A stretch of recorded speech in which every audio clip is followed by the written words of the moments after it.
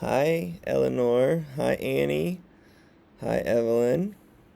Hope you guys are doing well. I love you. I'm sitting here on Eleanor's bed, looking at her stuffed animals. There's Mickey Mouse and Minnie Mouse. And over here we have Beauty. We have Belle and Anna and Elsa and Rapunzel. And I thought I would tell you a story about one of these princesses. Rapunzel wants to tell you her story. So I'm going to read Tangled for you. Hope you enjoy it. We'll put her right here. And this is the story called Tangled about Rapunzel. Do you guys like this story? Once upon a time, in a faraway kingdom, a single drop of sunlight fell to the earth and grew into a magical flower. This flower was found by an old woman who discovered that singing released its magical powers. Being vain and selfish, this woman, called Mother Gothel, kept the flower a secret and for centuries used it to restore her youth and beauty. Many hundreds of years after the flower was first discovered, the queen of the kingdom was about to have a baby. However, she fell gravely ill, and the townspeople were sent to look for the magical flower that was rumored to be somewhere in the kingdom. With so many people looking for it, the flower was quickly found. And much to Mother Gothel's horror, the plant was uprooted and taken back to the castle. A potion was quickly created and given to the queen, who instantly recovered and gave birth to a beautiful baby girl, who they named Rapunzel. The baby's proud parents then launched a lantern into the sky to celebrate the princess's birth.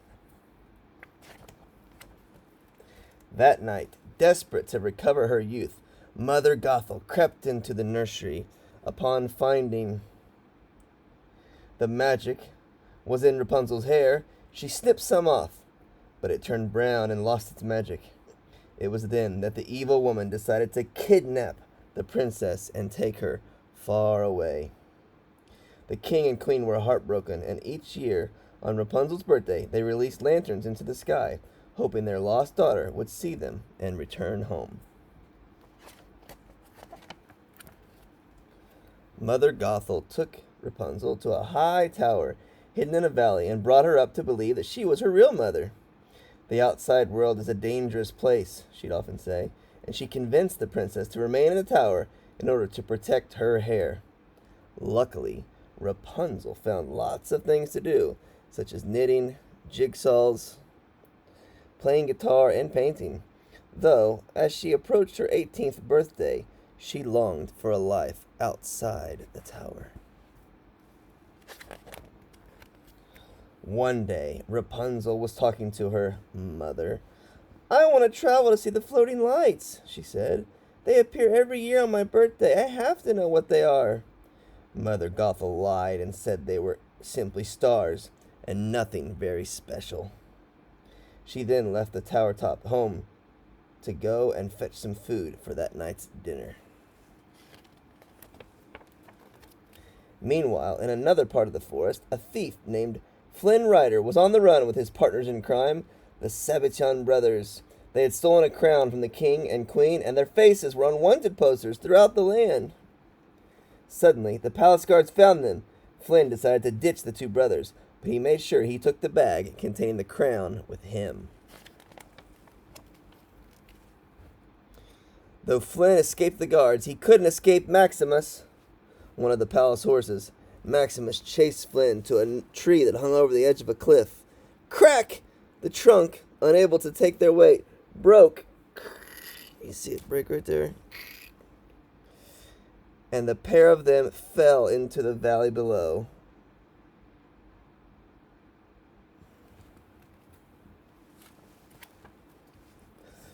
Both of them survived the fall, but Flynn was able to escape from the persistent horse. Worried that Maximus would find him again, Flynn looked for a place to hide, and he soon came across an enormous tower. He quickly climbed to the top and jumped inside through an open window. "Ah, alone at last," he said, relieved. Suddenly, everything went black. Rapunzel had hit Flynn on the head with her frying pan.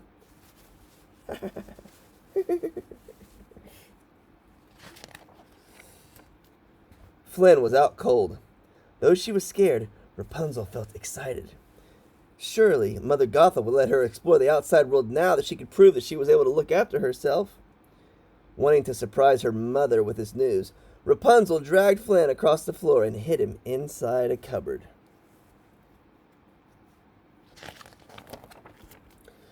Rapunzel then noticed something shining inside Flynn's bag. She looked inside and saw the crown. She slowly took it out and placed it on her head. As she looked in the mirror, something about the crown seemed very familiar. Just then, her mother shouted, "Rapunzel, let down your hair!" Rapunzel swiftly hid the crown before letting her mother climb up. "Let down your hair."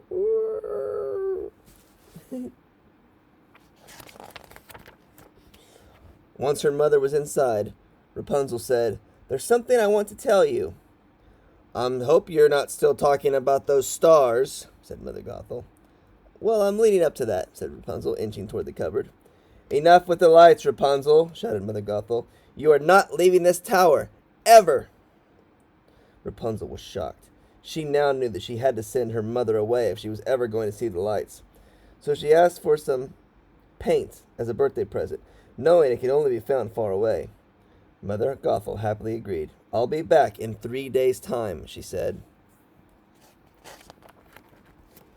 With Mother Gothel gone, Rapunzel put her plan into action. She let Flynn out of the wardrobe and tied him up using her hair. When he woke up, Rapunzel told Flynn she'd let him go, but only if he helped her. Pointing to her painting of the floating lights, Rapunzel said, Tomorrow they will light the night sky. You will act as my guide. Take me to see them, and return me home quickly. Then I will return your satchel to you." Flynn had no choice but to agree.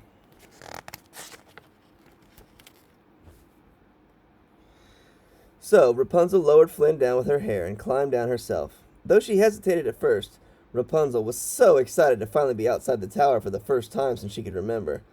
However, she was also full of sadness for betraying her mother. "Let's just turn around," suggested Flynn, hoping he could get the bag back without having to do anything. "No," Rapunzel replied. "I am going to see those lanterns." Elsewhere in the forest, as soon as she was on her way to collect Rapunzel's paint, Mother Gothel saw Maximus without his rider. Worried the horse's owner might find Rapunzel, she hurried home, but no one was there. What she did find was the crown and Flynn's wanted poster. Knowing exactly who had taken her prized possession, she went into the forest to hunt them down.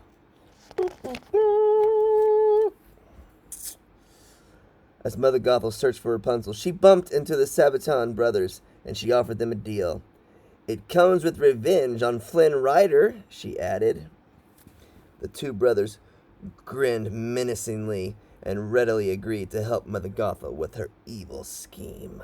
Dun, dun, dun.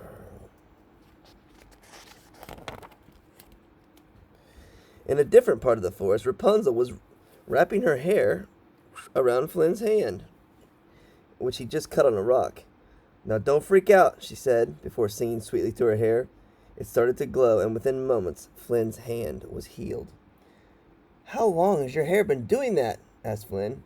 Rapunzel told him all about her magical hair and her life up till now. "You never left that tower?" said Flynn, who was starting to understand why this trip was so important to Rapunzel.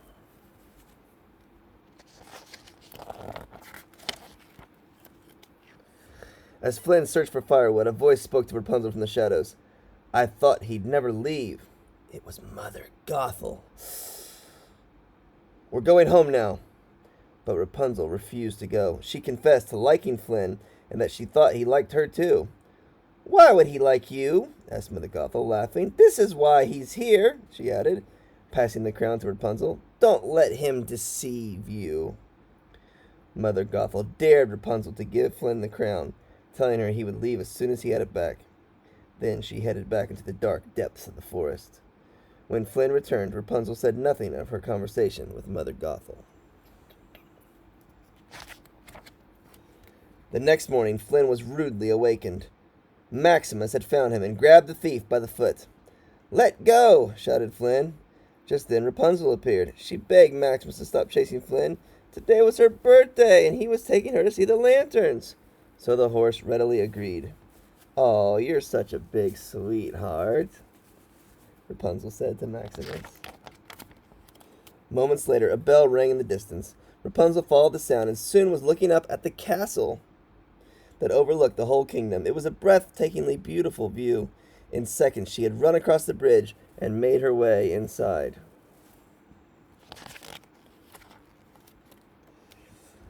As she explored the kingdom, Rapunzel met some children who offered to plait her hair. A little while later, she became mesmerized by a mosaic on the wall. It was of the king and queen holding a baby girl. "It's the lost princess!" exclaimed a young boy. Rapunzel stared closer at the baby's emerald green eyes. They were just like her own.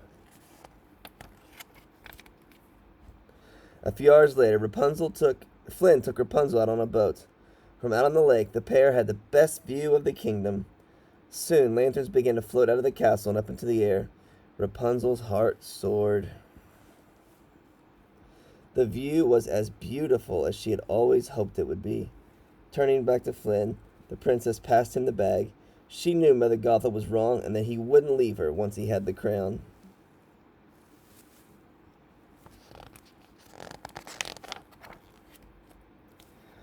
As all the lanterns floated away, Flynn spotted the Stabbington brothers on the shore, and without telling Rapunzel why, he quickly rowed them back to land. "There's something I have to take care of first," he told Rapunzel. "I'll be right back." Flynn took the bag with him, and on meeting the brothers, he gave them the crown. He was giving up his thieving ways so he could be with Rapunzel. However, the brothers knew about the magic hair now, and they wanted it for themselves. Flynn tried to fight them off, but he was knocked unconscious and tied up in a boat that was sailing into the harbor. As Rapunzel waited for Flynn, the brothers appeared from the shadows. They told her Flynn had left on a boat with the crown. Upset and fearing for her life, Rapunzel ran, but before she got very far, she heard the sounds of a scuffle and then a voice. "Rapunzel!" It was Mother Gothel. Rapunzel ran back and saw the two brothers at Mother Gothel's feet. They'd been knocked out. The princess ran to her mother, tears in her eyes. "You were right, Mother," said Rapunzel as they headed home. "You were right about everything." On board the boat, Flynn, who was now awake, had been spotted by the palace guards and was about to be taken prisoner. However, Maximus, who had seen the whole thing, rescued Flynn before he could be hurt. Believing Rapunzel was in trouble, the pair hurried to her tower-top home. Now back in the tower, Rapunzel was looking at a flag that she'd found on her visit to the castle. On the flag was a symbol of the kingdom.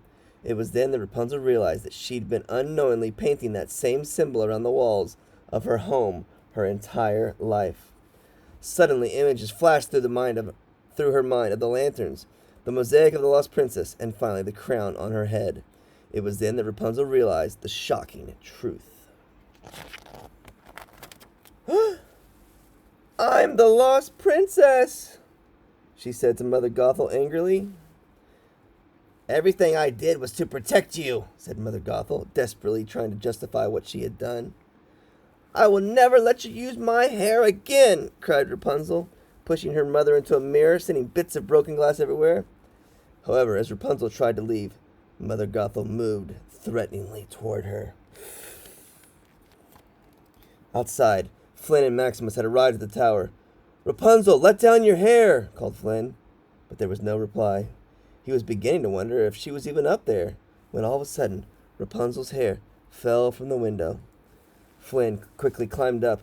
As he hopped inside from the window ledge, he saw Rapunzel was tied up in a chair. Suddenly, Mother Gothel stabbed Flynn in the back with a knife before placing chains on the wounded man. She then dragged the princess across the floor to a trap door that led outside, but Rapunzel resisted. For every minute of my life I will fight. I will never stop trying to get away from you, she cried. But if you let me save him, I will go with you. I promise. Mother Gothel sneered, but she accepted Rapunzel's offer. Rapunzel rushed to Flynn's side, hoping she wasn't too late to save him. As he gasped in agony, she started to wrap her hair around his wound. I can't let you do this, he said. Suddenly he snatched a piece of broken glass and he cut off Rapunzel's hair. It suddenly turned brown, with no magic hair left to sustain her. Mother Gothel started turning to dust. She tripped and she tumbled out of the window. She died. With her hair no longer magical, Rapunzel had no way of saving Flynn's life.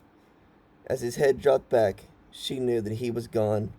A single tear fell from her face onto Flynn's cheek. Suddenly, the tear began to glow, and golden light covered Flynn's wound, healing him completely. His eyes opened. Rapunzel? Said Flynn. Did I ever tell you I've got a thing for brunettes? He was alive, and he was confident as ever. The two hugged and shared their first kiss. Quicker than he'd ever galloped before, Maximus took Rapunzel and Flynn straight to the castle. There, the princess was reunited with her parents after 18 long years apart. Rapunzel felt her parents' love all around her as they embraced for the first time since she was a baby. They were a family once again. The entire kingdom rejoiced at the return of the princess and threw a party to celebrate. Hundreds of glowing lanterns were released into the air, their light having finally guided Rapunzel home. Through finding each other, Flynn and Rapunzel had found everlasting love, and they both lived happily ever after. The end. Hope you liked the story. Now I'm going to lay down on Eleanor's bed with the princesses. Wait for next time I can snuggle with you guys. Bye-bye.